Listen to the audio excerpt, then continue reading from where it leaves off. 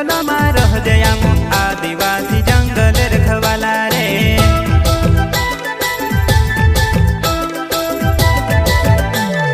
चल जंगल जमीन काज पूजे रे आदिवासी दुनिया ने रखवाला रे। बाप देव खतरी काज पूजे रे आदिवासी सबसे निराला रे।